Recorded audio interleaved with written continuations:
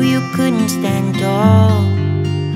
So why didn't you call?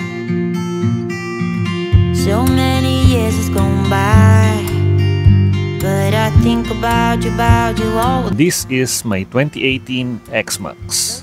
Tara guys, samahan nyo ako as I share my likes and dislikes sa bike na to with almost 1,000 kilometers experience. So ano, tara na!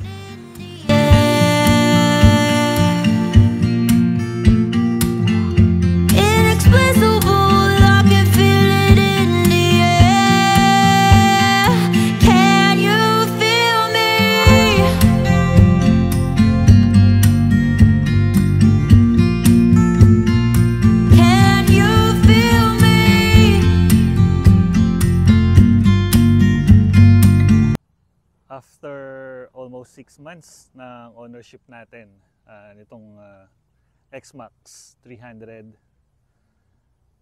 almost 1,000 kilometers odo,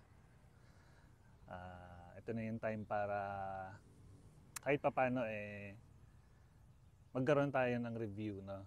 Mga likes and dislikes natin dito sa ating motor. Grabe to. 2018 model, 2024 acquired. Ngayon mag 1,000 kilometers. Ayan. So umpisahan natin sa likes. Ayan. Ang unang-una, syempre, na nagustuhan natin dito sa X-Max natin ay yung seat. Ayan. Marami-rami na rin tayong naging motor. Kaya lang guys, medyo pinagpawisan ako. Marami-rami na rin tayo naging motor, pero masasabi ko, so far, sa lahat ng naging motor natin, ito, yung pinaka-komportabling upuan na naupuan ko. Ganun din sa passenger seat. Kay OBR, tinanong ko siya, ito yung pinaka-lapat na lapat. No? Napakalaki kasi ng seat both sa unahan, sa rider, and then dito sa OBR. Ayan. Suspension, pangalawa. Although stock tong suspension itong X-Max, para sa akin panalo yung suspension niya, no. Hindi pa tayo nagpapalit ng aftermarket. Excuse guys.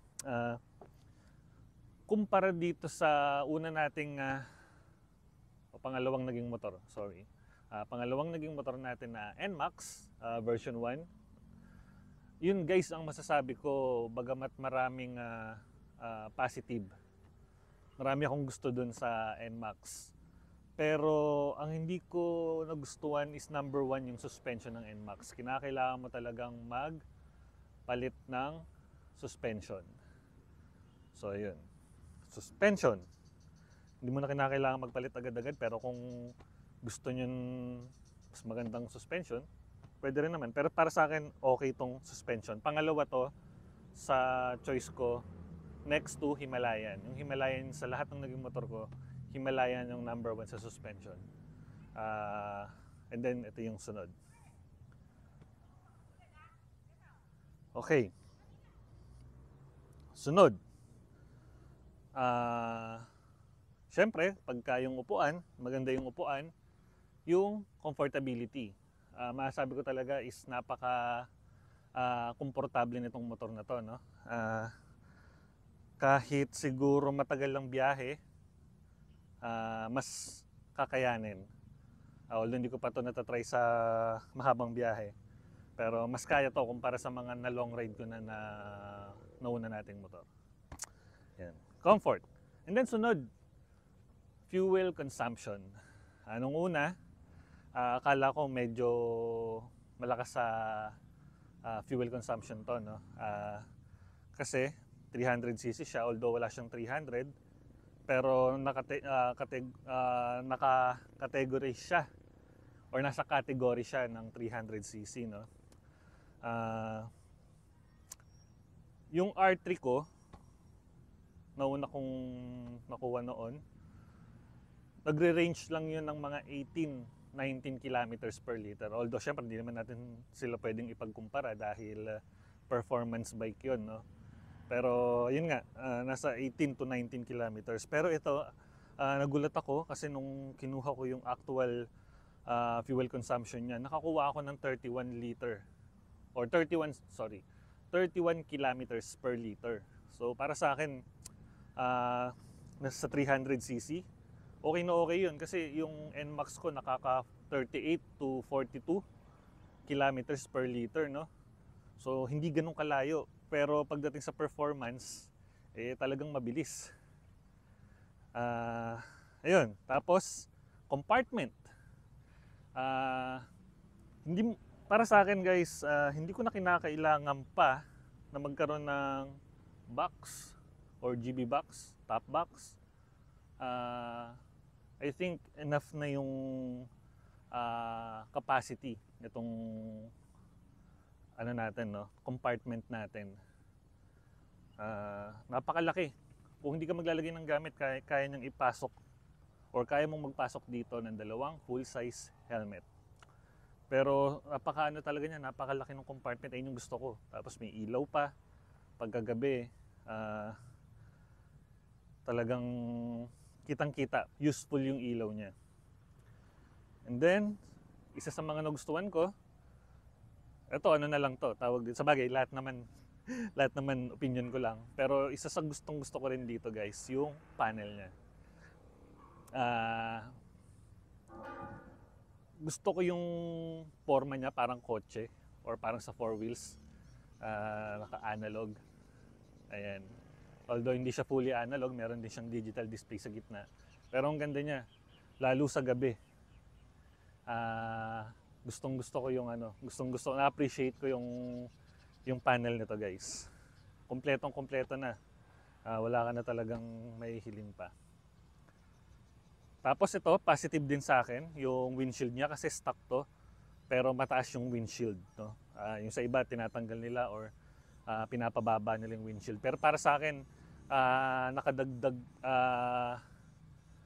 forma to tong stock na windshield. Okay. So ayun yung masasabi ko na mga nagustuhan ko sa X-Max natin. So pupunta naman tayo sa mga dislike. Okay. Umpisahan ko rin, katulad ng sinabi ko, nagustuhan ko yung windshield. Ang negative sa akin pagdating sa windshield, pag tumatakbo na ako ng let's say 80 or 70, 80, ramdam na sa helmet ko. So try ko umupo guys para mas makita nyo. Ayan.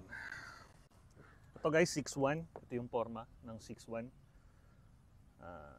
Sa X-Max. Kita nyo guys, no? Napakalaki ng legroom sa unahan. So hindi ko na kinakailangang itapak to dito. Hindi ko na kinakailangang ibahin ng posisyon yung footrest. Kahit nandito lang siya, okay na okay. So yun, balik tayo doon. Yung windshield, guys, pag naka-helmet ako at nasa 70 to 80 kilometers per hour na yung takbo ko, naririnig ko na yung ingay. Bumabangga na sa helmet ko, lalo na pag nakabukas yung visor ko. Pasok na pasok. So syempre dahil sa height ko nga rin, kung medyo let's say 5'7", siguro 5'7", 5'8" yung magdadrive, hindi naman siguro magkakaroon ng problema. Pero sa akin, ayun lang naman. So ano lang naman siya, minor thing lang naman yung ganun. Pero yun lang sa akin, pagka ganun ang takbo. And then next, bagamat komportable tong X-Max, ang nagiging problema ko rito sa traffic. Kasi kahit medyo mahaba yung legs ko guys, pagdating ko sa traffic, napapatiptoe ako sa lapad nung motor na to. At nahihirapan akong magkaroon ng balance. Yung stable na balance guys pagka nasa gilid ako. Kasi nga medyo napapatiptoe ako lalo na pag may angkas. So yun yung isa sa mga hindi ko nagustuhan. Parang para may possibility na pagka hindi ganun kalakas yung legs mo, para akong feeling ko para ako matutumba.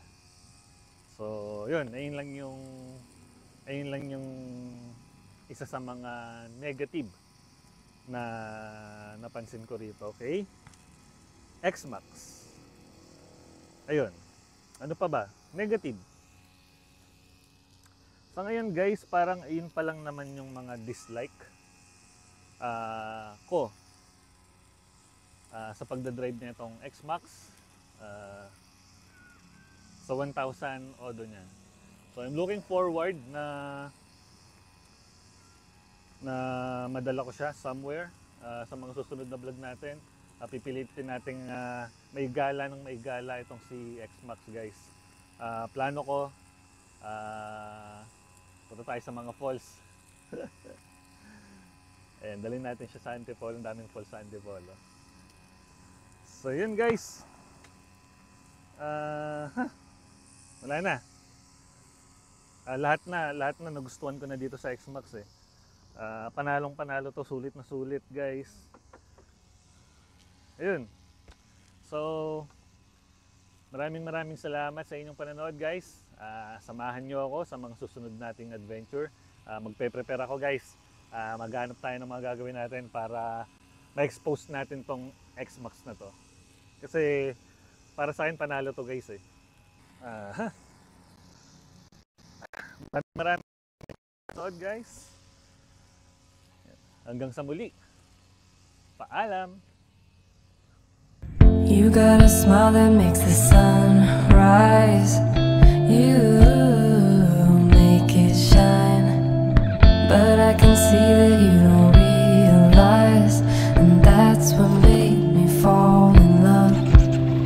'Cause you've got style, the way your body keeps my heart beat sound. It's amazing all the time. You are the only thing I need in life. Oh, I want you. Can't you see? I want you. I believe 'cause I want you. Ay sorry, kalimutan kong kunin. Tara.